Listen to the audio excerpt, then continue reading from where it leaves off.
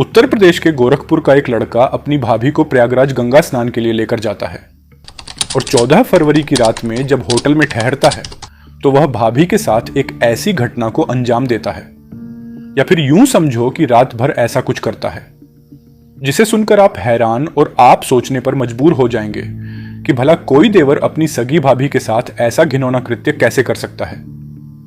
महाकुंभ 2025 का मेला चल रहा है और आए दिन वहां से कई चौंकाने वाली घटनाएं सामने आई, लेकिन जो घटना मैं आपको बताने जा रहा हूं वह बेहद हैरान और परेशान कर देने वाली है। दोस्तों नमस्कार, मैं नीरज कुमार। कहानी को स्टार्ट करने से पहले मैं आपसे एक छोटी रिक्वेस्ट करता हूं कि अगर आपने अभी तक हमारे चैनल को सब्सक्राइब नहीं किया है तो अब भी सब्सक्राइब करें तो महान दया होगी। दोस्तों, यह घटना बाबा मुख्यमंत्री के गोरखपुर की है, जहां पर रिया नाम की 27 वर्षीय महिला अपनी सास और अपने देवर के साथ रहा करती थी। रिया का पति अजय फौज में नौकरी करता था और ड्यूटी पर था, जिसके चलते उसे छुट्टी नहीं मिल पा रही थी। एक दिन रिया ने अजय को फोन किया और कहा, मुझे संगम में गंगा स्नान के लिए जाना है, आप आ जाइए। लेकिन अजय ने कहा कि उसे इस समय छुट्टी नहीं मिल सकती, इसलिए वह अपनी सास या छोटे भाई के साथ चली जाए। इसके बाद रिया ने अपनी सास से बात की तो वह भी जाने के लिए तैयार हो गई। उनकी उम्र लगभग 85 से 55 साल थी। उन्होंने कहा, चलो हम तीनों संगम स्नान करके आते हैं। लेकिन जैसे ही देवर राजेश को पता चला कि उसकी मां भी उनके साथ जा रही है, उसने रिया से कहा, भाभी, मम्मी को लेकर इतनी भीड़ में जाना सही नहीं रहेगा। इस समय कुंभ में बहुत ज्यादा भीड़ है। आप ऐसा करें, आप मेरे साथ चलिए, हम जल्दी घूम कर आ जाएंगे। इसके बाद राजेश ने दोबारा कहा, भाभी, मम्मी को क्यों परेशान कर रही हैं? इतनी भीड़ में उनको ले जाना मुश्किल होगा। ऐसा करते हैं, मम्मी को बाद में ले चलेंगे, पहले हम दोनों चलते हैं। साथियों, राजेश ने रिया से कहा, भाभी, अगर हम मम्मी को साथ ले जाएंगे तो हमें खुलकर घूमने का मौका नहीं मिलेगा। वह हमारे बीच में रहेंगी और हमें बार बार परेशान करेंगी। इससे अच्छा है कि हम अब भी अकेले चलते हैं और मम्मी को बाद में ले चलेंगे। रिया भी अपने देवर की बात मान जाती है, क्योंकि वह यह नहीं जानती थी कि राजेश के मन में उसके लिए क्या चल रहा है। इसके बाद रिया अपनी सास से कह देती है, मां, अभी बहुत ज्यादा भीड़ है, आप बाद में चले जाना। फिर वह अपने देवर के साथ गंगा स्नान की तैयारी करने लगती है। रिया अपने पति अजय को फोन करके बताती है, भीड़ बहुत ज्यादा है, इसलिए मैं मां जी को नहीं ले जा रही हूं। मैं और राजेश गंगा स्नान के लिए जा रहे हैं। अजय इसे लेकर कोई आपत्ति नहीं जताता और कहता है, ठीक है, जाओ, लेकिन सुरक्षित रहना और ध्यान रखना। इतना कहकर वह उन्हें जाने की अनुमति दे देता है। उधर रिया और राजेश दोनों तैयारी करते हैं और गोरखपुर से निकलकर पहले मुगलसराय आते हैं। वहां से प्रयागराज के लिए ट्रेन पकड़ते हैं। प्रयागराज पहुंचने के बाद वे सीधे महाकुंभ संगम तट पर जाते हैं और वहां घूमने लगते हैं। घूमते घूमते दोनों गंगा स्नान करते हैं और फिर मेला देखने लगते हैं। इसी बीच शाम हो जाती है तो दोनों शहर में ही एक कमरा लेने का फैसला करते हैं। रिया कहती है, देवर जी, 2 कमरे ले लेते हैं, एक तुम्हारे लिए और एक मेरे लिए। लेकिन राजेश कहता है, भाभी जी, फालतू पैसे बर्बाद करने का कोई फायदा नहीं। एक ही कमरे में हम दोनों एडजस्ट हो जाएंगे, कोई दिक्कत नहीं होगी। रिया थोड़ा संकोच करती है और कहती है, मैं तुम्हारे भैया से बात कर लूंगी, कोई दिक्कत होगी तो तुम अलग लेटना। इस पर राजेश जवाब देता है, कोई दिक्कत नहीं होगी भाभी जी, मैं नीचे ही लेट जाऊंगा। इसके बाद वे एक ही कमरा लेते हैं, होटल से खाना ऑर्डर करते हैं और साथ बैठकर खाना खाते हैं। खाना खाने के बाद रिया अपने पति अजय को फोन लगाती है और उससे करीब 1 घंटे तक बात करती है। बात करने के बाद रिया और राजेश एक ही बेड पर बैठ जाते हैं। राजेश, जो पहले से ही रिया को पसंद करता था, उसकी तारीफ करने लगता है।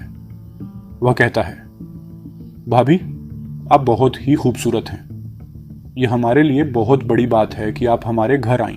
जब रिया अपने देवर की ऐसी बातें सुनती है तो वह थोड़ा ऐतराज करती है और कहती है, मैं तुम्हारे भैया की पत्नी हूं, तुम मुझसे ऐसा क्यों कह रहे हो? रिया की अब भी नई नई शादी हुई थी। उसकी शादी को सिर्फ 2 साल ही हुए थे और अभी तक उनके कोई बच्चे नहीं थे। उसका पति अजय हमेशा बाहर ड्यूटी पर रहता था, वह सिर्फ 1 हफ्ते या 15 दिन के लिए ही घर आता था, बाकी समय फौज की ड्यूटी में ही लगा रहता था। इधर रिया को भी कहीं ना कहीं अकेलापन सताने लगा था। इसी बीच राजेश बार बार उसकी तारीफ करता रहा। फिर वह धीरे धीरे रिया के पैरों और गालों को छूने लगता है। ऐसे ही करते करते वह रिया को अचानक किस कर लेता है। रिया पहले तो ऐतराज करती है, लेकिन बाद में कुछ नहीं कहती। फिर दोनों मूवी देखने लगते हैं। धीरे धीरे रिया और राजेश बहुत फ्रैंक हो जाते हैं और एक दोस्त की तरह बिहेव करने लगते हैं। फिर कुछ देर बाद राजेश दोबारा रिया को किस कर लेता है। रिया पहले 2 बार मना करती है, लेकिन फिर वह भी उसका साथ देने लगती है। इसके बाद दोनों के बीच नाजायज संबंध बन जाते हैं।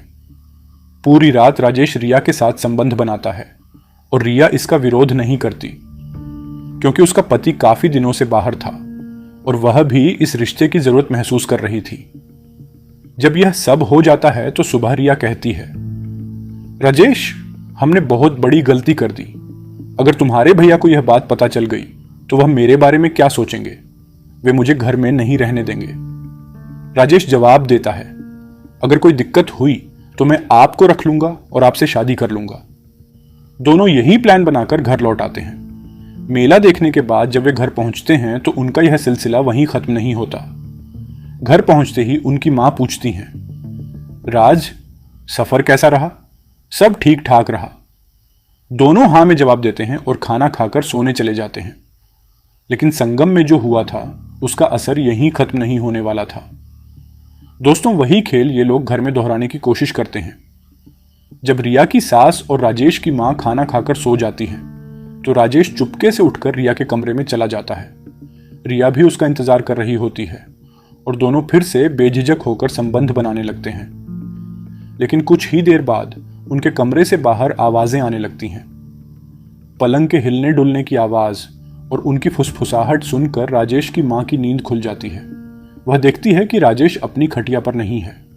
उसे शक होता है तो वह बहू के कमरे की तरफ जाती है। जैसे ही वह पास पहुंचती है उसे अंदर से कुछ अजीबोगरीब आवाजें सुनाई देती हैं।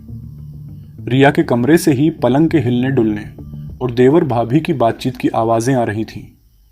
राजेश की मां यह सुनकर चौंक जाती है और बुदबुदाती है, ये लोग सिर्फ 2 दिन के लिए संगम स्नान करने गए थे और इतना बड़ा कांड कर दिया।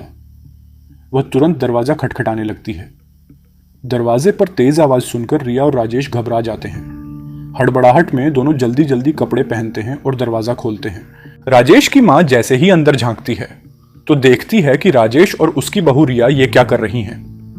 दोस्तों, राजेश की मां वहीं फूट फूट कर रोने लगती है और कहती है, बताओ, मैंने तुम पर विश्वास किया। मेरे बेटे अजय ने तुम पर विश्वास करके तुम्हें 2 दिन के लिए बाहर भेज दिया और तुमने उसके साथ ऐसा विश्वासघात किया। और तू राजेश, तू तो उसका छोटा भाई है। तूने अपनी मां समान भाभी के साथ ये सब कर दिया। तुझे शर्म नहीं आई? वह बहुत जोर जोर से रोने लगती है और फिर कहती है, ठीक है, रहने दो, मैं अब भी अजय को फोन लगाकर सब बताती हूं। जब रिया और राजेश उसकी ये बातें सुनते हैं तो वे तुरंत उसके पैरों में गिर जाते हैं और गिड़गिड़ाने लगते हैं, माँ जी, ऐसा मत करिए। अब हम आज के बाद ऐसा कभी नहीं करेंगे। हमें माफ कर दीजिए। दोस्तों, वे दोनों माफी मांगने लगते हैं, लेकिन इतने में ही परिवार के बाकी सदस्य भी उठ जाते हैं। धीरे धीरे पूरी बात सबको पता चल जाती है। फिर अजय को फोन लगाकर उसे पूरी घटना के बारे में बताया जाता है। यह सुनकर अजय गुस्से से भर जाता है और कहता है, ठीक है, तुम चिंता मत करो, मैं 2-3 दिनों की छुट्टी लेकर जल्द आ रहा हूं। फिर मैं खुद रिया से पूछूंगा कि वह मेरे साथ रहना चाहती है या मेरे छोटे भाई के साथ। अजय आगे कहता है, अगर ये दोनों साथ रहना चाहते हैं तो मैं इन्हें घर से निकाल दूंगा। ये लोग जहां जाना चाहें जाएं, लेकिन मेरे घर में अब नहीं रहेंगे। इसके बाद अजय कहता है, मैं 2-4 दिनों के अंदर ही घर आ रहा हूं, तब देखता हूं कि इन दोनों ने क्या किया है। दोस्तों, अब सबके मन में सवाल उठता है कि रिया और राजेश अब क्या गलत कदम उठाते हैं और अजय जब छुट्टी में घर आएगा तो वह इनके साथ क्या करेगा।